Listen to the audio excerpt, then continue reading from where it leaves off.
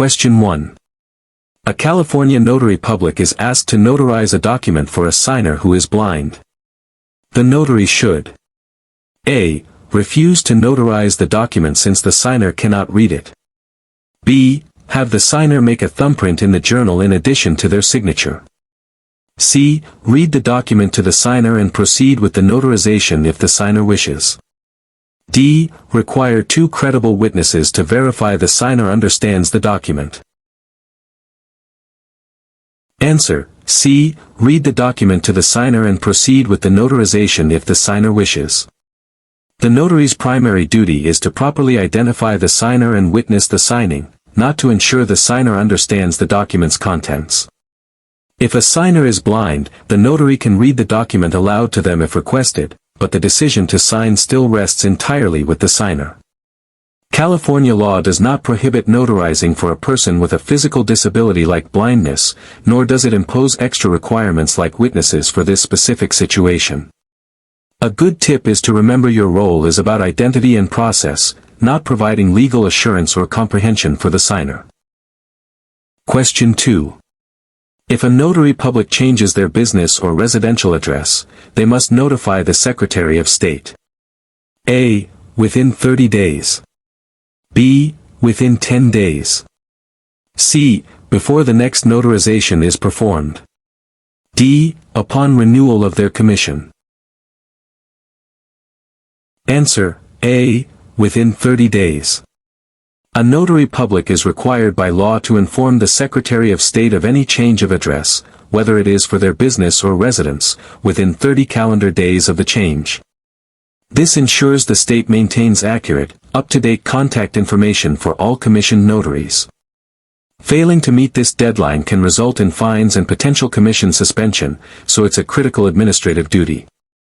Think of it like changing your address with the DMV. It's a mandatory update you must handle promptly to remain in good standing. Question 3. A notary is asked to notarize a signature on a document that is written in a foreign language. The notarial certificate itself is in English as required. The notary should A. Refuse to notarize because the notary cannot read the document. B. Proceed with the notarization as long as the notary can communicate with the signer. C. Require the signer to provide a certified translation of the document. D. Advise the signer to find a notary who is fluent in the document's language. Answer: B. Proceed with the notarization as long as the notary can communicate with the signer. A California notary is permitted to notarize a signature on a document written in a foreign language that they do not understand, as the notary's role is to notarize the signature, not the contents of the document. The crucial part is that the notarial certificate wording is in English and the notary can communicate directly with the signer to properly identify them and administer the oath or acknowledgement. For example, even if a contract is in Spanish, as long as the notary can speak with the signer to confirm their identity and willingness to sign, the notarization is permissible. Remember, you notarize signatures, not documents, so your focus is on the signer and the notarial certificate. Question 4. When a credible identifying witness is used to identify a signer, what must the notary record in their journal? A. The credible witness's address. B. The type of identifying document provided by the credible witness. C. The signature of the credible witness. D. The fee charged to the credible witness. Answer: C. The signature of the credible witness. The primary function of a credible identifying witness is to vouch for the signer's identity under oath, so their own identity and attestation must be formally recorded. California law requires the notary to obtain the signature of the credible witness in the journal as proof of this official act. This creates a clear and verifiable link between the witness and the identification they provided for the principal signer. Think of the witness's signature in your journal as their sworn testimony in written form. Question 5. The venue on a notarial certificate indicates: A. The county where the signer resides. B. The location where the notary's commission is filed. C. The state and county where the notarization took place. D. The location where the document will be filed. Answer: C. The state and county where the notarization took place. The venue, which appears as State of California, County of __________________, establishes the geographical location where the notary and the signer were physically present at the time of the notarization. This is a critical element of the certificate because it confirms the notary was acting within their jurisdictional boundaries. For example, if you perform a notarization in a Los Angeles coffee shop, the venue must state, County of Los Angeles, regardless of where the signer lives or where your commission is filed. Always fill in the venue based on where you are at that exact moment of notarization. Question 6. A notary public may not notarize a document if they are: A. An employee of the corporation for which they are notarizing. B. Named in the document as a trustee in a deed of trust. C. A real estate agent in the transaction. D. Receiving a fee for their notarial services. Answer: B. Named in the document as a trustee in a deed of trust. A notary public is disqualified from providing a notarial service if they have a direct financial or beneficial interest in the transaction, which means they would gain something from the document.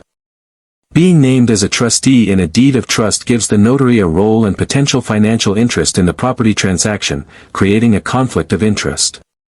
While a notary can be an employee of a company or a real estate agent involved in a transaction, as long as they are not a party to the document itself, like the buyer or seller, being named as a trustee is a direct disqualifier. The key takeaway is to always ask yourself, do I personally gain a direct benefit from this document? If the answer is yes, you must refuse. Question 7. The maximum fee a notary may charge for administering an oath for a deposition and executing the certificate is: A. $15 per signature. B. $30. C. $7. D. No maximum fee. Answer: B. $30. While most single notarial acts have a maximum fee of $15, California law sets a specific, higher fee schedule for depositions. A notary may charge $30 for all services related to taking a deposition, which includes administering the oath to the deponent and completing the certificate of deposition. The law also allows for an additional $7 for administering the oath to the court reporter and $7 for the certificate to the deposition. Remember that deposition services are a special category with their own fee structure, distinct from standard acknowledgements or jurats. Question 8. A jurat certificate requires that the signer: A. Acknowledges they signed the document for the purposes stated within it. B. Signs the document in the notary's presence. C. Is personally known to the notary public. D. Provides a written statement of awareness. Answer: B. Signs the document in the notary's presence. The defining characteristic of a jurat is that the notary must witness the document being signed, or the signer must state in the notary's presence that the signature on the document is theirs. This act is coupled with the notary administering an oath or affirmation where the signer swears or affirms the contents of the document are true. This is different from an acknowledgement, where the signer can have signed the document previously. An easy way to remember is that a jurat involves swearing to the contents, so you must see the signature happen to certify it. Question 9. For a signature by mark, the signer's mark must be witnessed by: A. The notary public only. B. One credible witness who is not the notary. C. Two witnesses, who must sign their own names next to the mark. D. A family member of the signer. Answer: C. Two witnesses, who must sign their own names next to the mark. When a principal signer is physically unable to sign their name and instead uses a mark, like an X, California law requires a specific procedure to ensure the validity of that mark. Two witnesses must be present to observe the signer making the mark, or observe the signer acknowledging the mark. These two witnesses must then sign their own names on the document next to the signer's mark, and one of the witnesses must write the signer's name next to the mark. The notary can serve as one of the two witnesses. This multi-person process protects against fraud and confirms the signer's intent. Question 10. A notary's official journal must be kept in A. A public records office. B. The notary's home or office. C. A secure, locked area under the direct and exclusive control of the notary. D. The county clerk's office where the notary's oath is filed. Answer: C. A secure, locked area under the direct and exclusive control of the notary. The notary journal contains private, sensitive information about signers, making its security a top priority. State law mandates that the journal be kept in a locked and secured area, such as a locked desk drawer or safe, that is only accessible to the notary. This direct and exclusive control requirement means the notary cannot allow anyone else, including an employer or coworker, to have access to the journal. For example, leaving your journal on an open desk overnight would be a violation. Always remember that your journal is your personal responsibility, and you must protect it like you would protect a client's confidential information. Question 11. Which of the following is an acceptable form of identification for a notarization in California? A. A student ID card with a photograph. B. A credit card with a photograph. C. A California state driver's license that expired 2 years ago. D. An employee identification card issued by a California state agency. Answer: D. An employee identification card issued by a California state agency. California law provides a specific list of acceptable identification documents, all of which must be current or, if expired, have been issued within the last 5 years. An employee ID card issued by a California state agency or a federal agency is on this approved list. Student IDs and credit cards, even with a photo, are not acceptable forms of identification for notarial purposes. A driver's license that expired 2 years ago would be acceptable, as it falls within the 5-year window, but the state-issued employee ID is definitively valid according to the provided options. A good tip is to download and keep the official list of acceptable IDs handy until you have it memorized. Question 12. A notary public's commission is valid for a term of A. 2 years. B. 4 years. C. 5 years. D. Indefinitely, until resignation. Answer: B. 4 years. In California, a notary public commission is granted by the Secretary of State for a 4-year term. The commission begins on the date the notary's oath and bond are filed with the county clerk's office and expires exactly 4 years later. To continue serving as a notary, an individual must complete the reappointment process, including a new application, education, exam, and background check, before their current commission expires.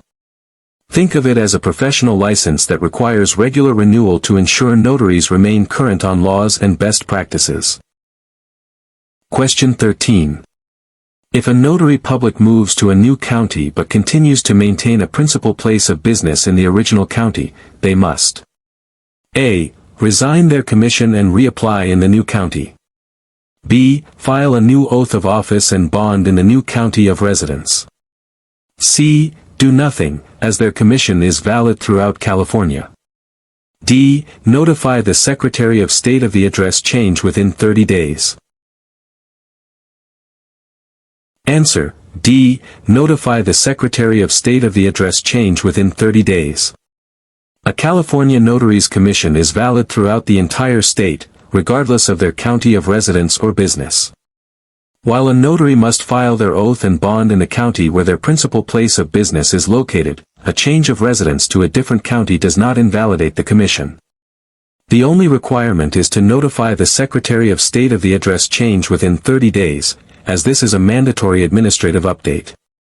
You do not need to refile your bond or oath in the new county unless your principal place of business also moves there. Question 14. A notary may be held liable for A. A misstatement of fact in the notarized document, not known to the notary. B. Failing to charge the maximum fee for a notarial act. C. the financial consequences of a business deal that is notarized. D. Failing to properly identify a signer, resulting in damages. Answer: D. Failing to properly identify a signer, resulting in damages. The core responsibility of a notary is to prevent fraud by verifying the identity of the person signing a document. If a notary is negligent in this duty, for example, by accepting an invalid ID or failing to administer an oath to a credible witness, and this negligence causes financial harm, the notary can be held civilly and criminally liable. The notary is not responsible for the truthfulness of the document's content or the outcome of the transaction itself. A helpful way to view this is that your liability is tied directly to your official duties, and proper identification is the most important duty of all. Question 15. A subscribing witness can be used to prove the execution of which of the following documents? A. A power of attorney. B. A document affecting real property. C. Any document that does not require an oath. D. A grant deed. Answer: D. A grant deed. The proof of execution by a subscribing witness is a specific notarial act where a third party, the subscribing witness, appears before the notary to swear they saw the principal signer sign the document or heard the signer acknowledge their signature. However, California law prohibits using a subscribing witness for certain documents, including powers of attorney and any document affecting real property, such as trust deeds, mortgages, and security agreements. A grant deed, which transfers ownership of real property, is a specific exception and can be proved by a subscribing witness. Because this is a tricky exception, just remember that most real property documents are off-limits for subscribing witnesses, but a grant deed is allowed. Question 16. What must be included on a California notary's official seal? A. The notary's residential address. B. The name of the county where the notary's oath and bond are on file. C. The notary's telephone number. D. The date the notary's commission was issued. Answer: B. The name of the county where the notary's oath and bond are on file. The official notary seal must contain specific, state-mandated information to be considered valid. This includes the words, Notary Public, the name of the notary as it appears on their commission, the state seal, the notary's commission number, and the commission expiration date. Critically, it must also include the name of the county where the notary's oath of office and bond are filed. This element links the notary's physical seal to their official public record. Remember to check your seal carefully when you first receive it to ensure all these required elements are present and correct. Question 17. A notary is presented with a document to be notarized that contains blank spaces where information should be. The notary should: A. Fill in the blanks with the information provided by the signer. B. Leave the spaces blank and proceed with the notarization. C. Refuse to notarize the document until the blanks are filled in by the signer. D. Advise the signer on what information is legally required in the blank spaces. Answer: C. Refuse to notarize the document until the blanks are filled in by the signer. A notary must refuse to notarize an incomplete document because it presents a significant potential for fraud, as information could be added or altered after the signature is notarized. The notary's responsibility is to ensure the document is complete at the time of signing. The signer, or the document's creator, must fill in the blanks. The notary cannot provide the content or give advice on what to write, as that would constitute the unauthorized practice of law. Always have the signer complete the document by filling in all blanks or lining through them and initialing before you proceed with the notarization. Question 18. Upon resignation of a notary commission, the notary must deliver all notarial records and papers to A. The Secretary of State within 30 days. B. The county clerk of the county where the notary's current oath is on file within 30 days.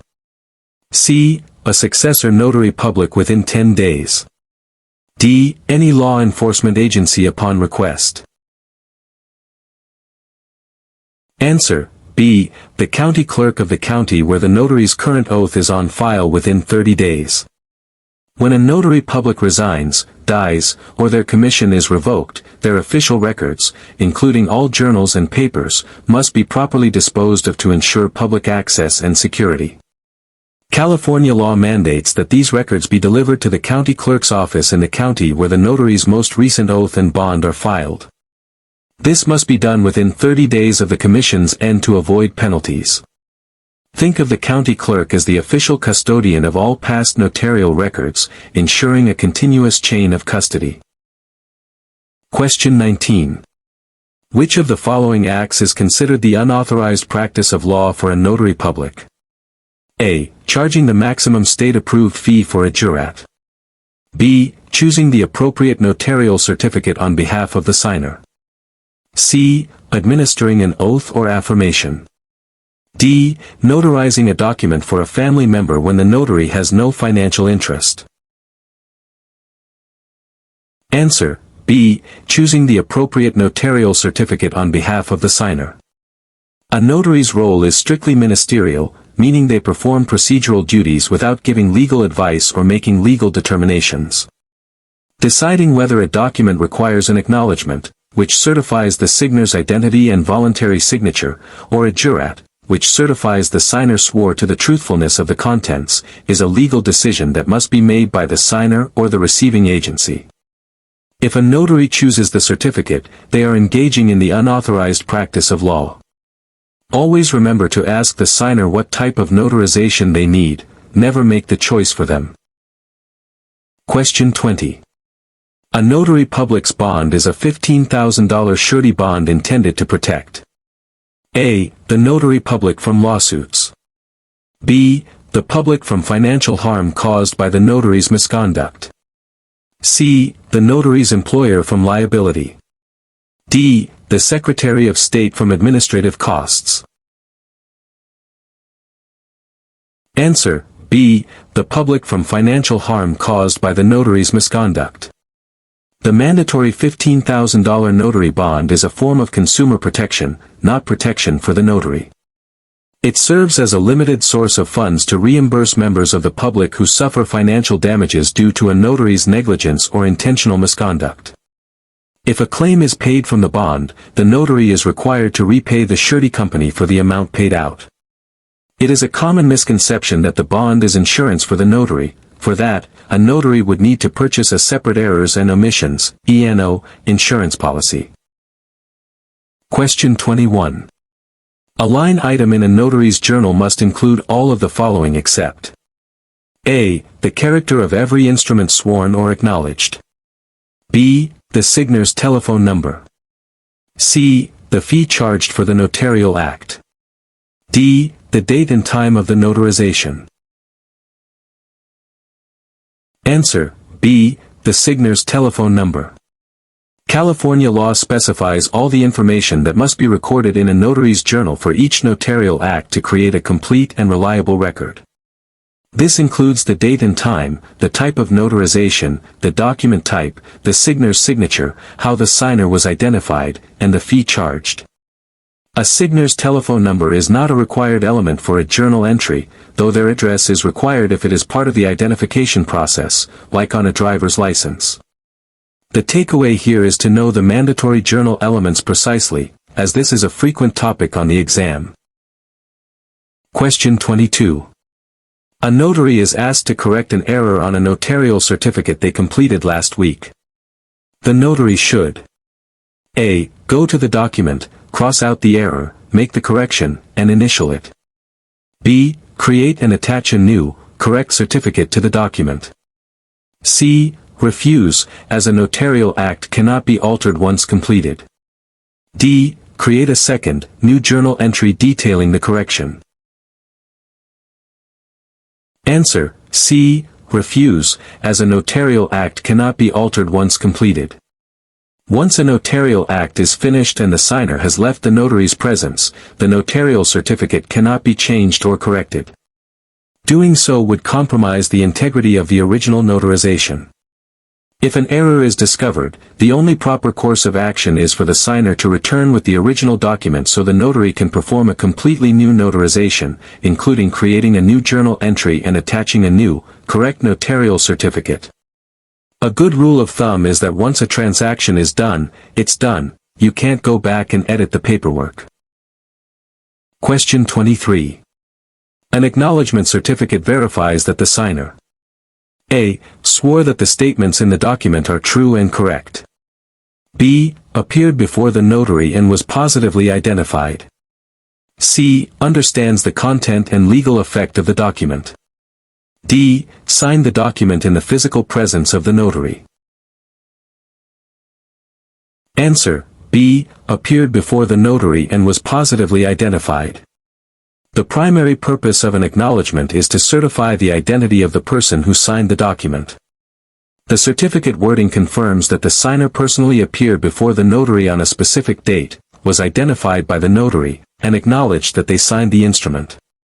Unlike a jurat, an acknowledgement does not require the signer to sign in the notary's presence. It can be pre-signed, nor does it involve swearing to the truthfulness of the document's contents. An easy way to distinguish this is to remember, acknowledgement is about acknowledging a signature that is already there. Question 24. A notary public is prohibited from advertising their services as a notario publico because A. It is a registered trademark of the Secretary of State. B. It is a violation of federal advertising laws. C. In many Latin American countries, notario publico refers to a type of attorney, which can be misleading. D. The term is reserved for notaries who are also certified translators. Answer: C. In many Latin American countries, notario publico refers to a type of attorney, which can be misleading. In California and many other states, using the term notario or notario publico in advertising is strictly prohibited unless the notary is also a licensed attorney in the state. This law exists to prevent deception, as in many Latin American cultures, a notario publico is a highly trained legal professional with duties similar to those of an attorney. Using the term could mislead Spanish-speaking clients into believing the notary can provide legal advice, which they cannot. The rule is designed to protect consumers from the unauthorized practice of law. Question 25. If a written request for a photocopy of a journal entry is submitted, the notary public must respond within A. 5 business days. B. 10 calendar days. C. 15 business days. D. 30 calendar days. Answer: C. 15 business days. Members of the public have a right to request copies of entries from a notary's journal, provided the request is in writing and specifies the name of the signer, the type of document, and the month and year of the notarization. Upon receiving such a proper written request, the notary has 15 business days to respond. The response involves either providing a photostatic copy of the requested line item or a written statement that no such item exists. It is critical to adhere to this timeline to comply with the law and avoid potential penalties.